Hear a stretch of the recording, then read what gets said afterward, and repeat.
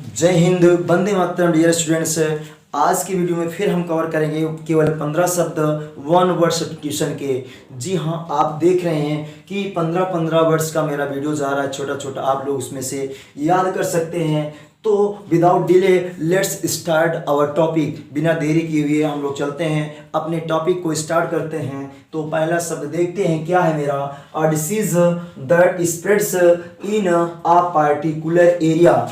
In a particular area, ऐसी बीमारी जो किसी निश्चित क्षेत्र तक ही सीमित रहती है, उसे हम लोग यहाँ पर बोलेंगे इंडेमिक बोलते हैं। इंडेमिक, इंडेमिक बोलेंगे।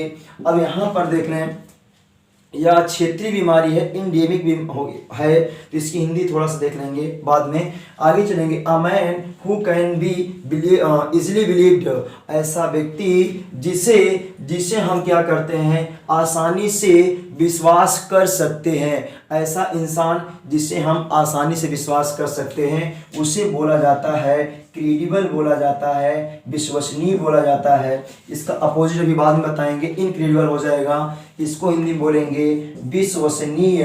विश्वसनीय जिसे आसानी से बोल सकते, विश्वास दिला सकते हैं, उसे विश्वसनीय बोला जाता है। अगला पॉइंट है मेरा, to speak without previous preparation. मतलब बिना पहले की प्रीवियस माने पहले की प्रिपरेशन में होता है तैयारी, बिना पहले की तैयारी के बोलने को हम लोग कहते हैं एक्सटेम्पोर। अब यहाँ पर आशु वक्ता बोलते हैं या आशु शब्द बोलेंगे, बिना बोलना हो जाएगा तो एक्सटेम्पोर हो जाएगा, एक्सटेम्पोर हो जाएगा, आशु शब्द हो जाएगा। जो बोलेगा आशु वक्ता कहलाएगा। जो शब्द जो बोलना होता है आशु शब्द, अचानक, आशु का मतलब होता है अचानक, तो आशु शब्द या आशु वाक्य हो जाएंगे।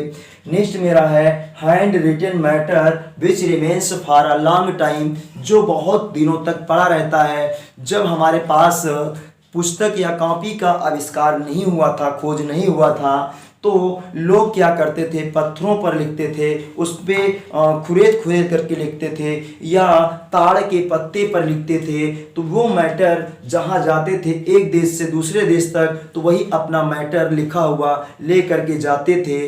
तो उसे ही हम वो क्या होता था, वही मैटर काफ़ी दिनों तक लंबा चलता रहता था। पत्ते पर लिख लेते थे, पत्थरों पर और अन्य कपड़ों पर लिख लेते थे। तो वही लिखाई को बोलते हैं मैन्युस्क्रिप्ट बोला जाता है, उसको बोलते हैं मैन्युस्क्रिप्ट बोला जाता है। और इसे बोला जाता है हिंदी में हस्तलिपि बोला जाता है, हस्तलिपि बोला जाता है। तो ये बात समझ में आ गई होगी। नेक्स्ट पॉइंट है the words inscribe on a Tom, ऐसे शब्द होते हैं जिन्हें खुरेदा जाता है, जैसे छीनी हथौड़ी से, मतलब थोड़ा थोड़ा खुरेद करके लिखा जाता है। टॉम माने कब्र पर। कब्र आप लोग देखे हैं, जैसे इसे हिंदी में बोला जाता है मकबरा।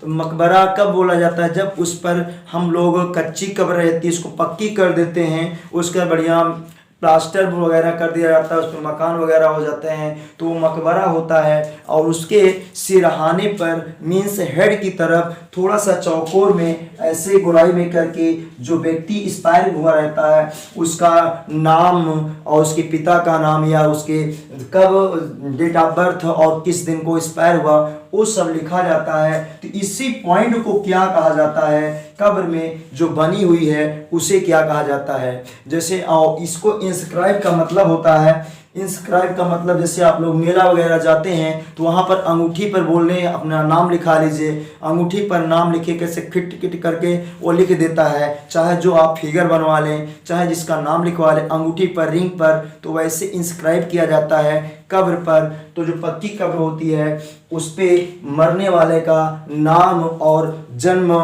तब मृत्यु वही लिखा रहता है, तो उसको एक शब्द में क्या बोला जाता है, उसे बोला जाता है एपिटैफ बोला जाता है। और हिंदी में बोला जाता है समाधि लेख, हिंदी में बोला जाता है समाधि लेख बोला जाता है। नेक्स्ट पर देखेंगे हम लोग अगला मेरा सेंटेंस है the life history of a man written by someone else, किसी व्यक्ति का जो जीवन इतिहास है वह दूसरे के द्वारा लिखा जाता है तो वह होता है जीवनी, और ये होता है बायोग्राफी।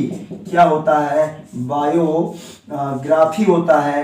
और हिंदी में बोलते हैं जीवनी बोलते हैं। नेक्स्ट टॉपिक पर आएंगे, the life history of a man written by oneself, मतलब जिस व्यक्ति की जीवन कथा है वह स्वयं अपनी लिख रहा है तो उसको बोलेंगे आत्मकथा, और इंग्लिश में बोला जाएगा ऑटोबायोग्राफी बोला जाएगा। आत्मकथा हिंदी में हो जाएगी आत्मकथा। नेक्स्ट पॉइंट पर हम देखेंगे, लिखा हुआ a man who foretells on the basis of planets.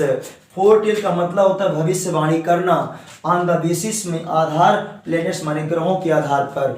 ग्रहों के आधार पर जैसे आप लोग के द्वार पर आते हैं, मतलब बाबा वगैरह आते हैं, साधु वगैरह आते हैं, वो कहते हैं बच्चा आपके हाथ की रखाओ, हम देख करके आपका भविष्य बता देंगे। तो वो क्या होते हैं, वैसे ही क्या है, वो ग्रहों के आधार पर, जो ग्रह हैं उनके आधार पर आपके भविष्य का वर्णन करते हैं। उस व्यक्ति को क्या कहा जाता है, ज्योतिषी कहा जाता है, और एस्ट्रोलॉजर अंग्रेजी में कहा जाता है, एस्ट्रोलॉजर हिंदी में कहा जाता है ज्योतिषी। और इसी पर नेक्स्ट पॉइंट है मेरा, अ man who studies the setting of planets और स्टार्स। ऐसा इंसान जो यहीं पर देखिए ग्रहों और तारों की सेटिंग को, मतलब कहाँ पर स्थित है, कैसे यहाँ पर की दूरी कितनी है, इन सब का अध्ययन जो करता है उसे बोला जाता है खगोल वैज्ञानिक या खगोलविद बोला जाता है। और इंग्लिश में बोला जाएगा एस्ट्रोनॉमर बोला जाएगा, एस्ट्रोनॉमर बोला जाएगा, हिंदी में खगोलविद बोला जाएगा। खगोलविद हैं या खगोल वैज्ञानिक हैं। नेक्स्ट पॉइंट पर हम लोग देखते हैं, नेक्स्ट पॉइंट है मेरा, a book that does not bear it's author's name, मतलब ऐसी किताब जो अपने ऑथर मतलब लेखक का नाम, बियर माने धारण करना, नहीं, तो ऐसी किताब जो अपने लेखक का नाम नहीं धारण करती है, अर्थात उस पुस्तक में उस लेखक का नाम नहीं छपा रहता है, उस पुस्तक को क्या बोला जाएगा, एनॉनिमस बोला जाएगा, एनॉनिमस बोला जाएगा। और सिर्फ हिंदी में बोला जाएगा बेनाम, बेनाम बोला जाएगा, इसका कोई नाम ही नहीं है।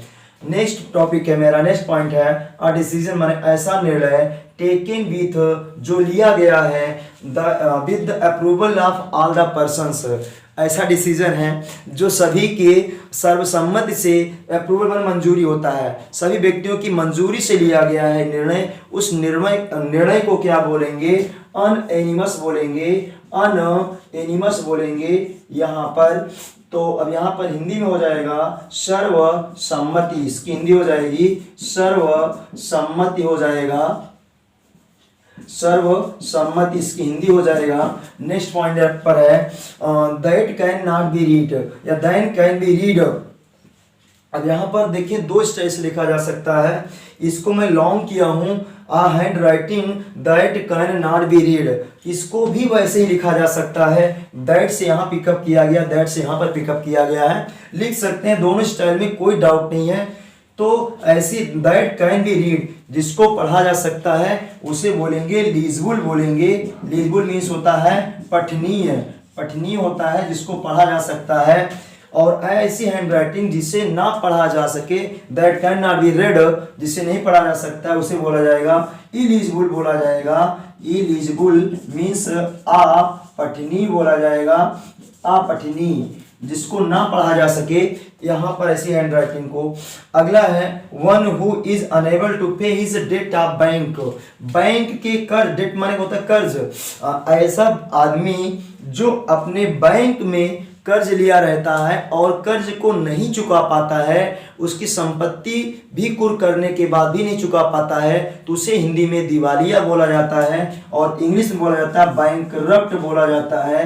बैंकरप्ट या तो इंसॉल्वेंट बोल सकते हैं, इनसॉल्वेंट, और हिंदी में बोला जाएगा दिवालिया। दिवालिया का मतलब वही है कि जो बैंक में लिए गए कर्ज को ना अदा कर पाए वह कहलाता है दिवालिया कहलाता है। अगला लास्ट है आज का वीडियो का मेरा, अ सिस्टम ऑफ गवर्नमेंट, सरकार की एक ऐसी व्यवस्था, सिस्टम का मतलब व्यवस्था, गवर्नमेंट मतलब सरकार, सरकार की ऐसी व्यवस्था इन विच माने जिसमें ऑल द पर्सन्स सभी आदमियों को, है माने होता है, राइट माने अधिकार, टू वोट, वोट माने मत देने का, दियर या सिलेक्ट दियर गवर्नमेंट, अपने वोट, टू यहाँ पर लिख सकते हैं टू इलेक्ट, टू इलेक्ट, तब जाके एकदम ही सही हो जाएगा। सबको अधिकार होता है मत दे करके चुनने का अधिकार होता है अपनी सरकार, अपनी सरकार को अपना मत दे करके चुनने का अधिकार, या तो अपने रिप्रेजेंटेटिव मीन्स अपने प्रतिनिधि को चुनने का अधिकार होता है। उस सरकार की व्यवस्था को क्या कहते हैं? तो उस सरकार की व्यवस्था को कहते हैं डेमोक्रेसी बोलते हैं, प्रजातंत्र बोलते हैं, प्रजातंत्र बोलते हैं। इसमें सभी इंसान को अपना प्रतिनिधि या अपने सरकार चुनने का अधिकार होता है। तो डियर स्टूडेंट्स, आज हो गया ये मेरा वीडियो। अगर कहीं पर डाउट है तो कमेंट करके ज़रूर पूछिएगा। तब तक के लिए take care of you, thank you so much. आपने वीडियो यहाँ तक देखा उसके लिए बहुत बहुत धन्यवाद।